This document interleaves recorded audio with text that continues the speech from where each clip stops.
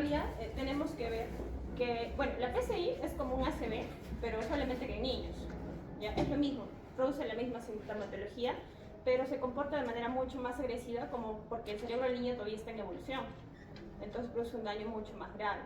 ¿Ya? Entonces tenemos que ver que al producir una lesión como un ACV en un niño, entonces este niño ya no va a tener los movimientos normales y su desarrollo físico tampoco va a ser igual. Entonces tenemos que ver que el movimiento tiene un efecto organizador en el cuerpo, tanto sea a nivel de la visión, de la audición, del tacto, del equilibrio con el sistema vestibular y hasta de la parte respiratoria. El movimiento también nos ayuda, como vamos a ver, en la parte del lenguaje, en la función de la coordinación mano-ojo y en la escritura también. Siguiente.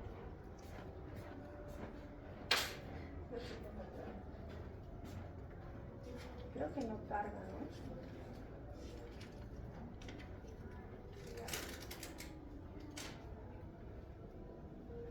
Entonces, aquí lo importante es que en los niños tienen movimientos, pero no son movimientos como nosotros que los tenemos más desarrollados, sino son reflejos primitivos, como los reflejos de Moro, que el niño se le estimula y extiende, ¿no es cierto?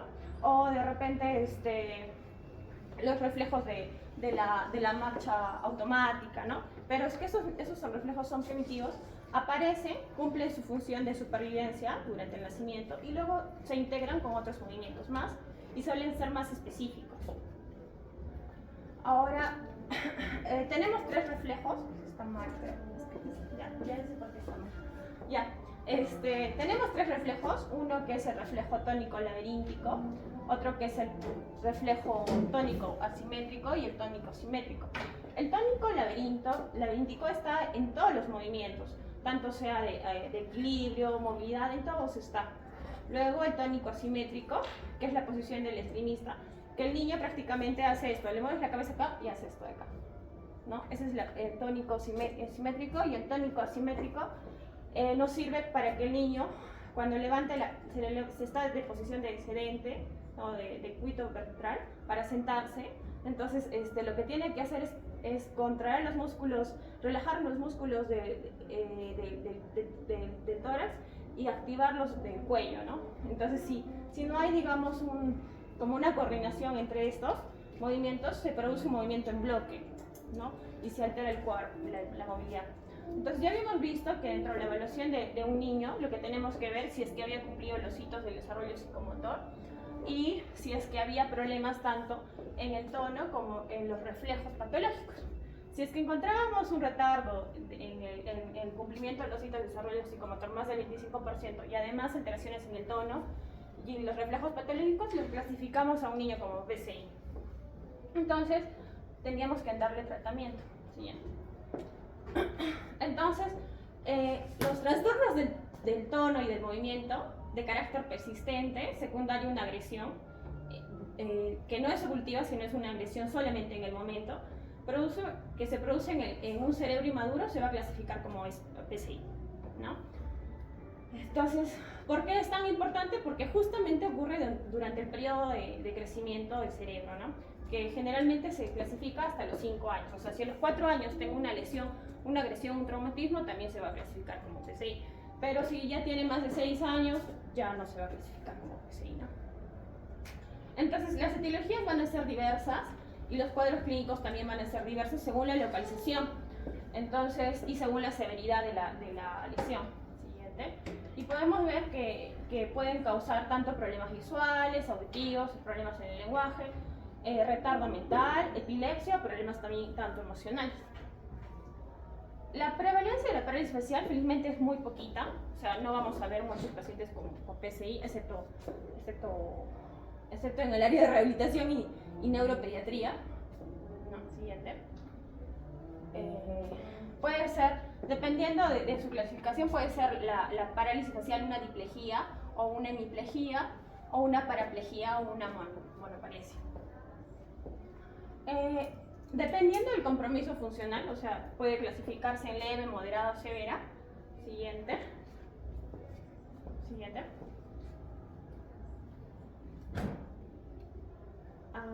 Ya. Vamos a clasificarlos como en varios tipos. Uno de Uno va a ser espástico, atatóxico y atáxico. El espástico es casi como un ACV en el adulto, donde hay un incremento del tono, hay un excesivo reflejo extensor y hay contracciones tediosas repetitivas. O sea, el niño está en flexión y cuando trata de hacer otro, lo quitas de ese movimiento, de frente se estira, ¿no? Entonces no hace un movimiento ordenado, un movimiento limpio, ¿no? Se caracteriza por una hiperflexión, como vemos acá el niño está en una hiperflexión, flexión de hombro, flexión de muñeca, flexión de cadera, flexión de rodilla y una hiperflexión permanente, inclusive con el pulgar cerrado, ¿no? Sobre la palma. Esta posición por mucho tiempo va a ocasionar contracturas, y bueno, lo clásico que vamos a encontrar, los reflejos patológicos y los reflejos osteotendinosos aumentados. Bien.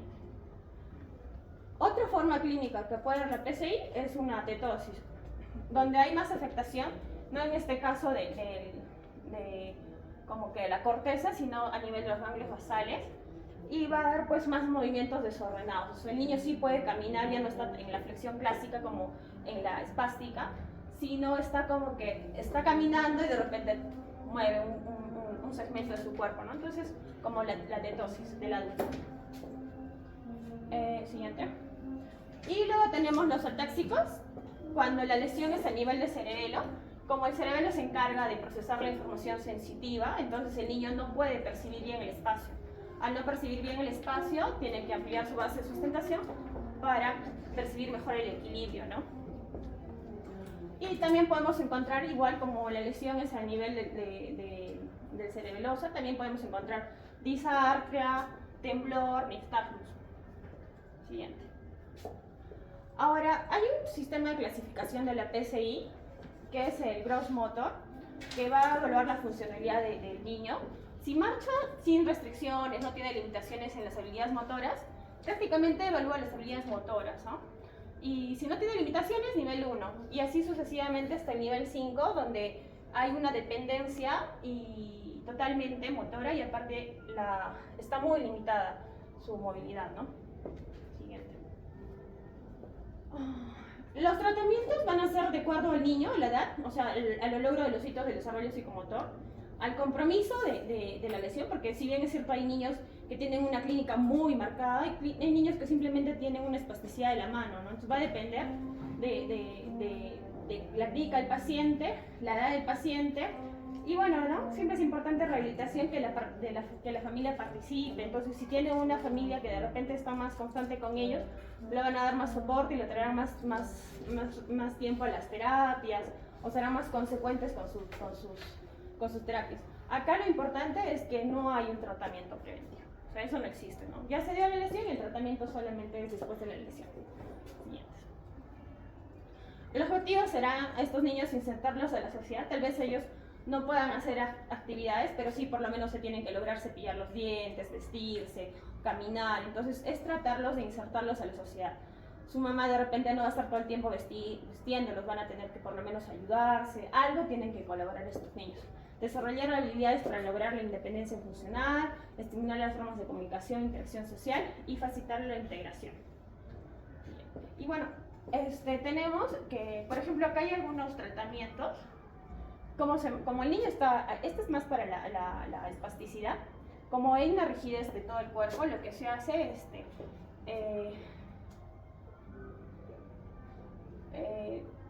si empuja su cabeza hacia atrás, el niño se pone más duro, entonces hay que evitar empujar la cabeza hacia atrás. Siguiente. En relación para que se levante, como no puede disociar, entonces acá lo que hace el terapista es empujar con los hombros a nivel del pecho y recién levanta el cuello, ¿no? Porque no tiene esa capacidad de desintegrar sus movimientos, entonces tiene que haber un estímulo para que disocie y recién se puede levantar, porque si tú lo intentas levantar al niño en bloque, no se va a lograr, ¿no? Porque todavía está dependiente de sus reflejos primitivos, ¿no? Entonces tú tienes que enseñarle al niño cómo tiene que integrar otra vez el movimiento normal. Igual acá, levantar si es que quiero sentarlo, ¿no? Levantar sus brazos hacia adelante, presionar contra su pecho, para luego levantar recién la cabeza hacia adelante. Entonces vas adaptando los reflejos primitivos y tú lo vas integrando con los más funcionales. Entonces prácticamente le enseñas al niño, ¿no? Siguiente. Si tienes una PCI que no es espástica, sino por el contrario es flácida, entonces es imposible que al niño lo mandes a flexionarse, ¿no? Siguiente. Y así tenemos varias diapositivas donde prácticamente el terapista le enseña al niño cómo puede reintegrar sus reflejos primitivos a un reflejo normal. En algunos casos se logra, en otros casos no. A veces solamente se logra que el niño se siente, ¿no? Ya es un logro. Aquí, este es un niño espástico. Generalmente al niño espástico cuando está durmiendo hay que tratar de que estire acá, porque si yo lo mando aquí, como tiene tanta rigidez, de repente se luxa el hombro, ¿no? Entonces hay que evitar hacer ciertas posturas en estos niños, hay que tratar de mantener posturas más funcionales y menos dolorosas. Siguiente.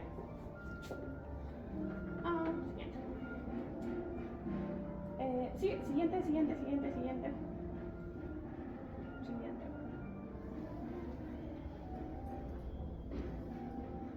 Entonces el objetivo será como adquirir el control postural, el desarrollo, hay que buscar siempre el progreso primero el control cefálico, luego hacia la estación, luego el gateo y la bipedestación y finalmente la deambulación, ¿no? Entonces siempre respetando los hitos de desarrollo psicomotor y el desarrollo cefalocaudal. Entonces en PCI espásticos lo que tenemos que hacer es inhibir los patrones posturales inadecuados, aumentar la intención y espontaneidad del movimiento, realizarle cambios posturales, hay que desarrollar su control postural y disminuir las respuestas motoras exageradas. En el atáxico lo que hay que es controlar el temblor, coordinar los movimientos tanto globales como segmentarios y compensar ese equilibrio. Y en los atetoides hay que controlar los movimientos involuntarios que tienen, ¿no? Y convertirlos más funcionales. Entonces agarramos toda la parte primitiva y tratamos de la primitiva y los movimientos anormales y los reintegramos en movimientos normales. Entonces nos va a ayudar todo esto para aumentar la autonomía en las actividades diarias, tanto con su aseo como en la higiene personal, ¿no? Y prevenir, lógicamente, las deformaciones osteotendinosas, ¿no? En estos niños a veces, como tienen tanta espasticidad, hacen pie equino, ¿no? Entonces hay que ponerle a veces ortéticos en el tobillo para que por lo menos se elonguen y no haya tanta necesidad de cirugía, porque de repente un niño te aguanta una cirugía, pero 4 cirugías no te va a aguantar, ¿no? Entonces hay que estar viendo su postura. Siguiente. Igual, ¿no? O sea, no solamente hacemos la rehabilitación de la parte motora, también tenemos que intervenir en la parte del habla, de la parte del lenguaje, a expresarse y comunicarse con la familia y con la gente que está más cercana, ¿no? Siguiente.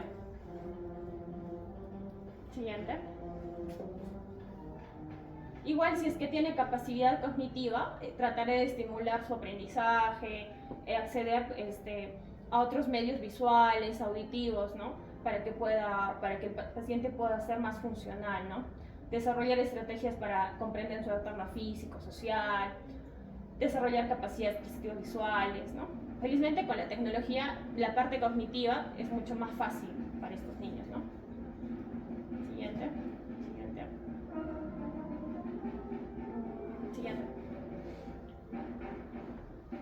Un poquito más.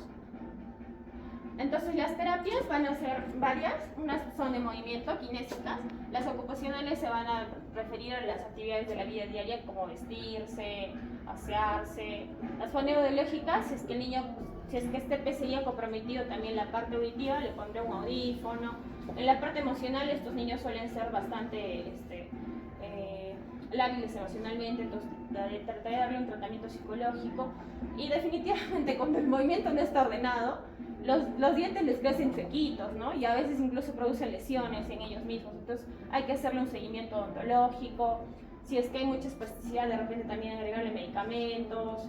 Ya habíamos hablado de la parte ortésica y quirúrgica. Y bueno, a estos niños les va bastante bien con la zooterapia, con los caballitos, porque generalmente tienen mucha espasticidad de aductores, entonces cuando hacen cuando se sube encima del caballito lo que hacen es abducir, ¿no? Entonces tratan de soportar un poquito más el dolor. Les va bien, o sea, tratamos de darles todo el apoyo posible a los niños, ¿no? Y otras terapias como el arte, el deporte, que también les va bien. En la parte kinésica, hay que tratar de buscar el esquema corporal, buscar que desarrolle lateralidad derecha-izquierda, hay que buscar el control respiratorio, control del tono, que no esté muy espástico ni muy flácido, lograr el equilibrio y la coordinación sensoromotriz. Ahí se ve cómo lo están soportando al niño, lo están ayudando, para que inhiba algunos reflejos primitivos y pueda integrarlo en reflejos mucho más maduros, ¿no? Entonces, el objetivo va a ser normalizar la actividad refleja y mejorar el tono postural. Dentro de lo que se pueda, mantener el rango de recorrido articular, tonificar la musculatura implicando el movimiento, adquirir un óptimo control postural y potenciar la independencia motora. Siguiente. Siguiente. Eso es todo. Acá hay varias estrategias que varios fisioterapistas han hecho. Uno es Vodka, Bobat, Boja, Aines y Peto. En Bobat, igual, los objetivos son inhibir los reflejos y facilitar el movimiento. La técnica de Bobat es tratar de hacer igual que el desarrollo cefalocaudal. Primero lo que hace es normalizar el tono y primero lo que activa es control cefálico, luego el control de tronco, luego recién inicia con la bipedestación, ¿no? Bocha es otro también, digamos, terapista, que lo que ha hecho es como que integrar los movimientos en movimientos más, no tanto como el desarrollo cefalocaudal, sino movimientos más, digamos, completos, desde el brazo hasta el tronco. O sea, ya hace como otra teoría de movimiento, pero todos incluyen movimiento. Siguiente. Y bueno, ya hemos hablado del tratamiento anticonvulsivante, si es que estos pacientes tienen epilepsia, que generalmente algunos tienen. Bueno, los antiespasmódicos, como el blacofeno, el dantroleno, el diazepam. Inclusive yo he visto que se les hace bastante tratamiento de toxina botulínica, ¿no? Y sí les va bien porque lo que pasa es que los huesitos están creciendo y los músculos, como no tienen estímulo, se encogen, ¿no? Entonces, para que puedan crecer y no les duela tanto, a veces se puede poner toxina botulínica y de alguna manera disminuir la espasticidad, ¿no? Siguiente. Bueno, las terapias quirúrgicas, alargamientos tendinosos, transferencias tendinosas, osteotomías. Las neuroquirúrgicas, la risotomía para la parte del dolor o gastrotomía, ¿no? En las ortesis pueden ser las OTPs. OTP significa ortesis, tobillo-pie. Igual ortesis para los isquiotibiales, pelvipedio, corset. O bueno, también tenemos las mesas de bipedestación. Como no tienen control de los pies, entonces a veces se les pone una tablita y se les pone así como con correitas para que por lo menos puedan experimentar el bípedo, ¿no? Pelotas, balancines, mecedores. Siguiente. Y bueno, habíamos hablado de los sistemas alternativos de comunicación para estimular el lenguaje y la parte cognitiva. Siguiente. Y bueno, esto es lo que se utilizaba, sistemas pictográmicos, donde el paciente dice, no sé, pues me quiero ir al baño, o quiero peinarme, quiero cambiarme de ropa, entonces en vez de hablar señala de repente el niño, ¿no? Siguiente. Lo que habíamos hablado. Siguiente. Modos de comunicación, con la lectura también el niño va seleccionando lo que necesite, señalando básicamente. Siguiente. Bueno, con el internet esto se mejora mucho más, ¿no? Siguiente.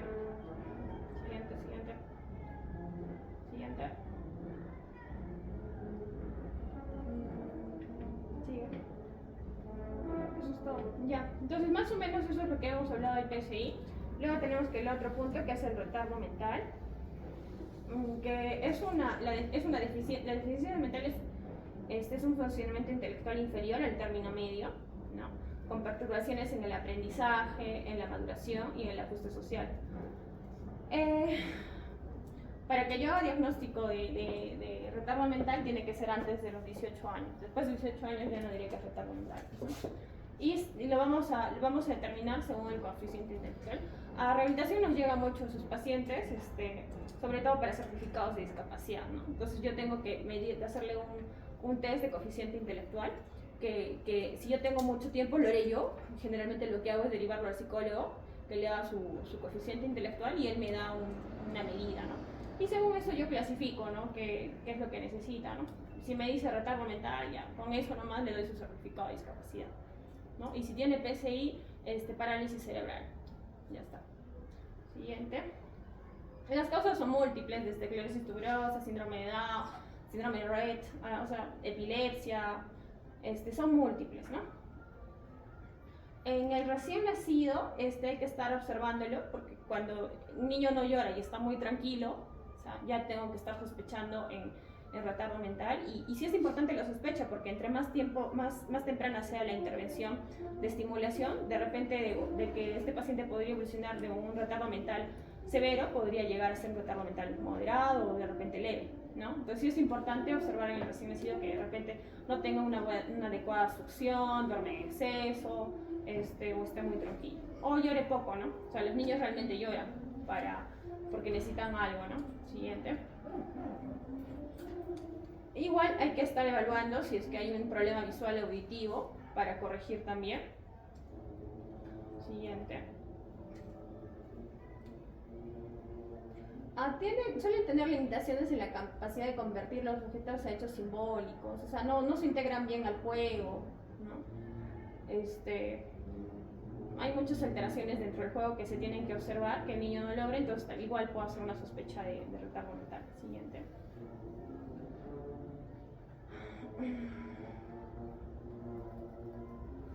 Igual tengo que estar observando, no todos los niños se le determina a veces en el coeficiente intelectual, porque a veces tienes que cumplir con una batería de preguntas y te quedas a la mitad y no llegas a establecer en una sola consulta determinar el coeficiente intelectual. Entonces igual te dice el psicólogo, no sé, todavía está evaluando, pero tú tienes que seguir sospechando que tiene esa posibilidad de retardo mental. Igual puedes empezar a hacer un tratamiento, terapia de lenguaje, ¿no? El neuroaprendizaje, igual tienes que estar estimulando, ¿no?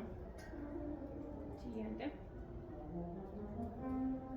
La mayoría de retardos mentales son leves, el 85%, y se considera reeducable. Incluso estos pacientes no se distinguen de niños, de los niños normales. Inclusive se integran muy satisfactoriamente en la comunidad, incluso llegan a integrarse en la universidad, ¿no? Un retardo mental leve se integra muy bien. La moderada es alrededor un poco más del 10%. También se integran bastante bien. Yo he tenido pacientes que cuando ya tienen los 30 años y 40 años le llevan a su consulta a sus papás, ¿no? Cocinan, lavan, hacen sus cosas funcionales. Entonces, inclusive hacen educación técnica y bien, se desempeñan bien. Y ya los pocos son los retardos mentales graves, entonces que tienen más o menos del 3 al 4% de la población. Aquí lo que es el objetivo es que no sea dependiente de la mamá, porque a veces son así como que ya como no logran hacer nada, no se logran ni vestir, no se logran ni parar, están todo el tiempo en la cama. Y si tienes un niño con un retardo mental de ese tipo, entonces tienes que enseñarle, tal vez no al niño, pero sí a la mamá cómo lo debe educar, ¿no? Que de repente no va a llegar a ser técnico, que llegue a ayudarte a limpiar la casa, a hacer la compra en un lugar cercano, o sea, igual lo tienes que tratar de integrar a su vida, ¿no? A su hogar. La mayoría se adaptan en la comunidad. Y bueno, un retardo mental ya profundo, ya es mucho menos su incidencia. Generalmente están con una enfermedad neurológica identificada, tienen serios problemas en las habilidades motoras, de la comunicación, ¿no? Entonces ya no tienen tan buen pronóstico, pero hay que estar diferenciando porque todo se evoluciona desde el inicio, sí, pero en medida que pase el tiempo y los estímulos, lo ideal es que si detectas un retardo mental, que sea profundo, que sea pues la menos cantidad de pacientes. Siguiente. Entonces hay que hacer una observación exhaustiva porque el diagnóstico realmente es clínico. Han visto que solamente el diagnóstico es con el coeficiente intelectual, no hay otro tipo de diagnóstico con la observación. Hay que buscar factores de riesgo como si tienen algunas alteraciones en el árbol genealógico, antecedentes prenatales, perinatales, si tienen algún rasgo característico, porque hay niños que de repente no sabes que tienen retardo mental, pero te das cuenta que no hay una relación entre el ojo y la oreja, ¿no? De repente la oreja la tienen más descendida, entonces ya la carita ya te va diciendo, este chico está un poco raro, hay que ver si tiene una sospecha de retardo mental, ¿no? Siguiente. Igual diagnóstico hay que buscar también otras alteraciones físicas, ¿no? O sea, siempre tienen dismorfias corporales también estos niños, ¿no? Ya, siguiente. Hay varios test. El test de Bailey, o sea, el McCarthy también. O sea, el que más utilizan es estos de acá. El Wechsler. Aquí en el Perú utilizan más estos y esos son los test que te envían los psicólogos que le han hecho sus baterías de Wechsler. Y con eso tú ya vas determinando retardo mental. Siguiente. Igual el tratamiento requiere todas las necesidades básicas de un niño normal. Como no tienen apetito, entonces es difícil un poquito su nutrición. A veces hay que hacer alimentación asistida, alimentos blandos porque no tienen problemas con la masticación. Como no tienen... Siguiente. El tratamiento es interdisciplinario, ¿no? Siguiente. Terapia física, terapia de lenguaje, terapia ocupacional, psicología. Y en algunos casos, como también no tienen control de sus impulsos, incluso se puede buscar que prontamente se los esterilice, ¿no? Imagínate que tienes una niña con retardo mental y aparece con un niño.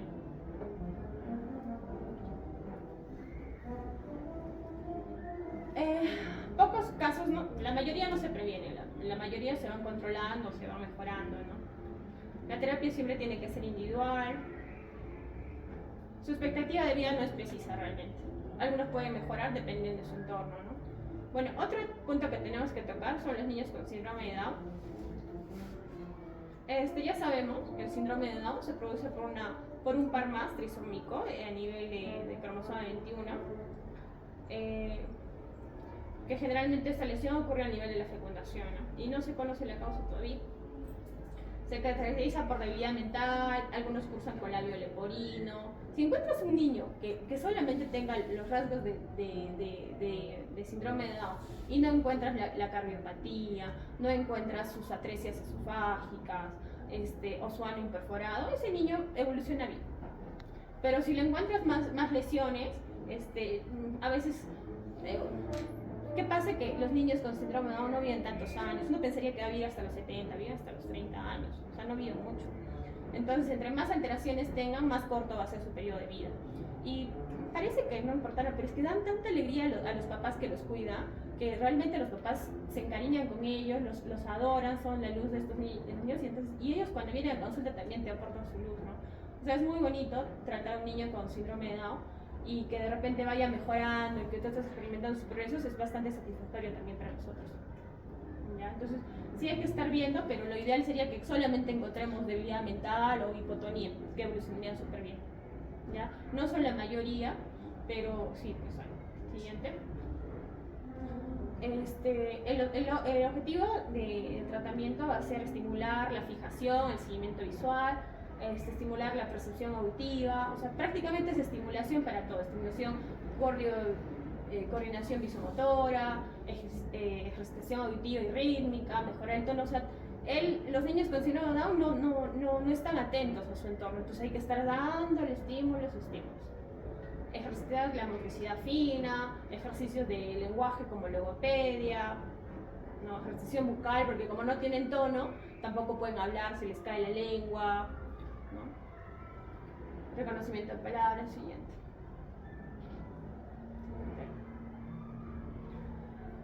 Bueno, también igual la zooterapia con los delfines también puede aportar un poquito a estos niños. Siguiente.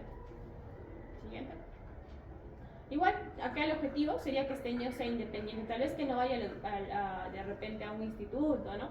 Pero lo ideal es que hagas la terapia ocupacional, que logre vestirse, que ponga, bueno, pues se ponga el zapato, que ordene su cuarto, que limpie de repente su ambiente más próximo, ¿no?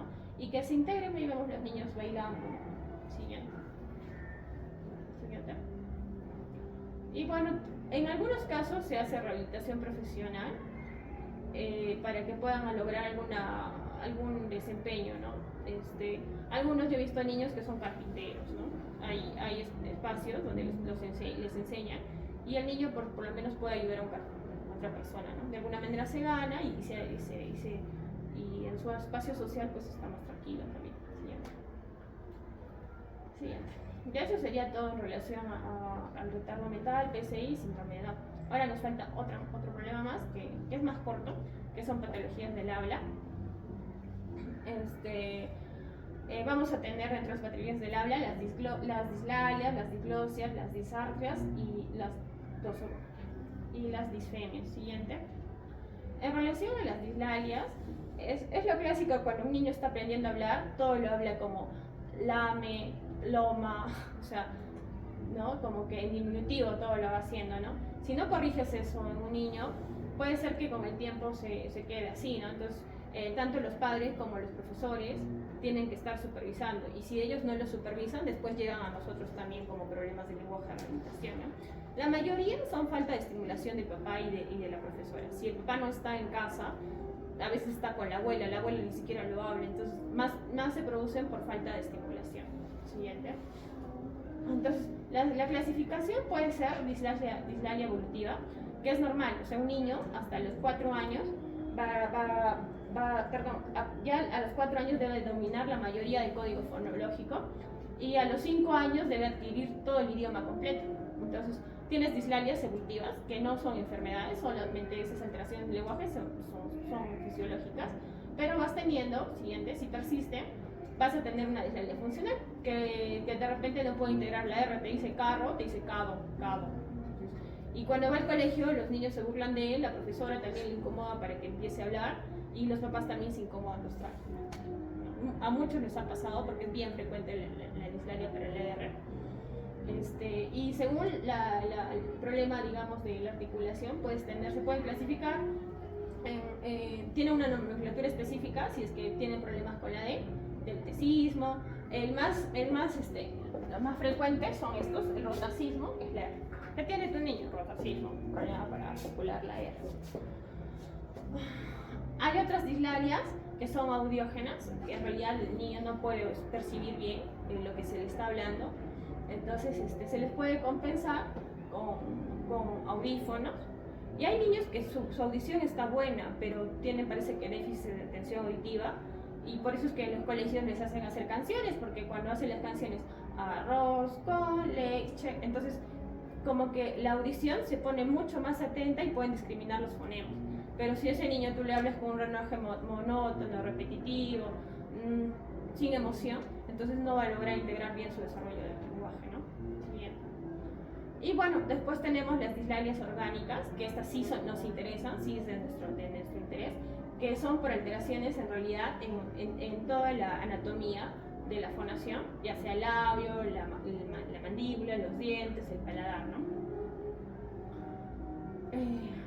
Las dislalias funcionales son frecuentes y tienen una evolución favorable, ¿no? Siguiente. Para cada fonema se utiliza por ejemplo, para la B, se utiliza bilabial, ¿no? La M, la P y la B son bilabiales. Mamá, papá, vato. La F es labio dental. Foca, no sé, ¿no? Para la interdental sería zapato. Entonces, cada fonema va a necesitar una anatomía específica para que se pueda lograr, ¿no? Hay también fonemas dentales como dado, taza, ¿no? Alveolares como, no sé, pues la R, ¿no? Rato, necesito ahí, ¿no? Las palatales, que necesitas el paladar, la L y las velares, ¿no? Si, por ejemplo, tengo una alteración en una fisura labio-palatina, entonces esos fonemas van a estar alterados, se pueden encontrar alteraciones en eso, entonces que es importante una pronta corrección para que el lenguaje se dé normal, ¿no? Y bueno, hablando de estas dislalias, también es importante hablar de las disglosias, que son alteraciones anatómicas del aparato fonatorio. No solamente se producen problemas en la fonación, sino también a veces en la masticación, en la respiración, ¿no? Siguiente. Como vemos ahí, nuevamente el paladar hendido, labio fisurado.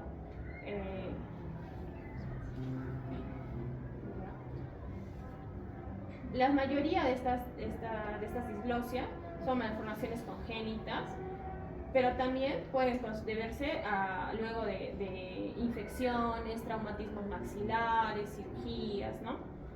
Y siguiente. Entonces las clasificaremos, las disglosias, según donde esté alterado, que pueden ser disglosias labiales, ya hemos visto qué fonema se altera. Siguiente. Disglosias maxilofaciales y dentales. Siguiente. Disglosias linguales. Esto también es bien frecuente. Frenillo corto, ¿no? Y a veces tú le volvías al niño, me ha dicho que tiene frenillo, y tú miras, le saca la lengua, le dice al niño, y saca bien la lengua, no hay frenillo, los mandan por eso. En realidad el frenillo corto, hay frenillos que son muy cortos, que sí necesitan cirugía, sí o sí.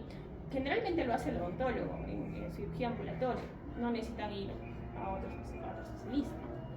Pero si es que el niño pues no colabora, va a tener que ser sedado, ¿no? Ya lo tenía que ser cirujano pediatra, ¿no? La mayoría son porque la lengua no tiene fuerza, entonces al niño le dices, vas a comer un chupete y vas a estar así. Como activa la fuerza de la lengua, pues ya, o sea, suele mejorar la disglosia lingual, ¿no? Bueno, pero esta de acá es, ya, pues esta que está hablando acá de la disglosia lingual, ya necesita cirugía, ¿no? Siguiente. También tenemos las disglosias palatinas. Siguiente.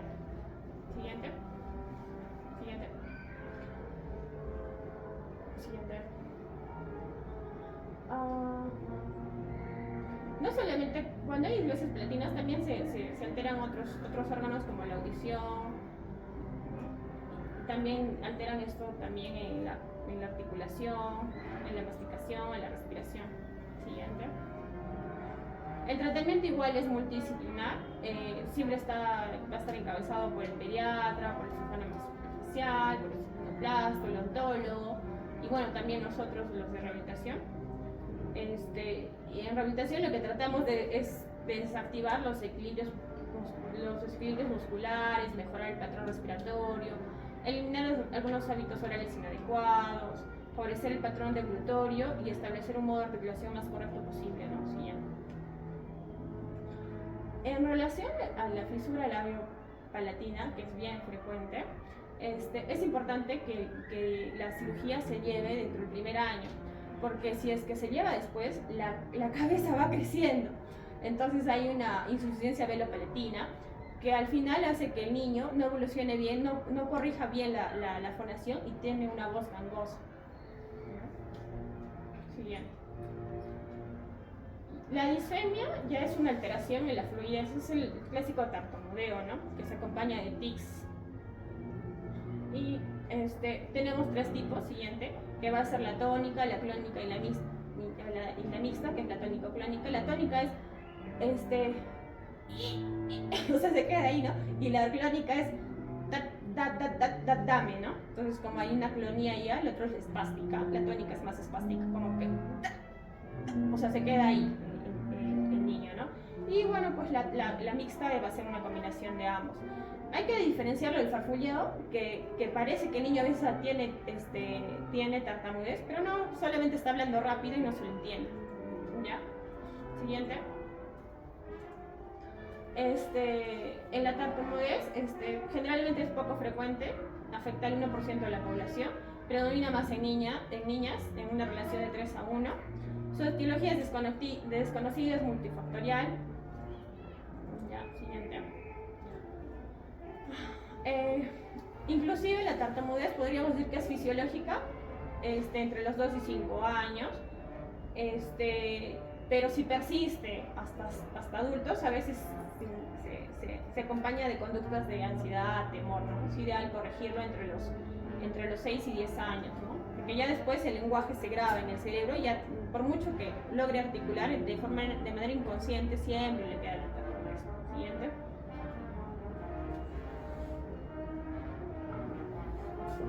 Ya, entonces, entre los 3 y 4, entre los 3 y 6 años, generalmente se recuperan el 82%, pero más allá de los 5 años, ya el 33% se recupera. Entonces, cuando tienes aquí lo que es importante para ustedes es que si tienes una disfemia, tratar de derivarlo lo más antes posible, porque ya si es que a veces llegan niños de 11 años con tartamudeo, ya no puedes hacer mucho ahí, se va a quedar con su tartamudez, o te vas a demorar mucho más en su intervención. Siguiente. Entonces, si encuentras una disfemia en un niñito, entonces lo que haces es el tratamiento preventivo, ¿no? Le dices, hijito, tranquilízate, respira, ¿no? Pero si encuentras entre los 7 y 12 años, que estábamos diciendo que no se corrige mucho, ya tienes que llevarlo a un centro especializado, ¿no? Para corregir a veces conductas emocionales con psicología, con métodos conductivos cognitivos, que digamos haya pausa en cada frase. Entonces, crear un patrón de habla fluido. Y bueno, en adolescentes y adultos ya tienen mal pronóstico, ¿no? Se asocia bajo estímulo. Siguiente. Las dislexias son alteraciones, pero en la lectura. Hay tanto alteraciones en la lectura, en el cálculo y en la escritura, ¿no? La dislexia del desarrollo representa el 80% de los trastornos de aprendizaje. Generalmente se asocian a un coeficiente intelectual normal y no hay ausencia de otros problemas físicos, ¿no? Solamente hay una perturbación en la lectura, en la escritura o en el cálculo, ¿no? Eso se denomina dislexia. Y también se les puede ayudar en terapia de lenguaje, siguiente, como aprendizaje, ¿no? Tenemos dislexias superficiales y dislexias fonológicas. Las superficiales generalmente, sobre todo es porque hablan muy rápido y hablan de manera fragmentada, ¿no? Entonces se les dice que hable más despacio y ya logran hacer una lectura normal.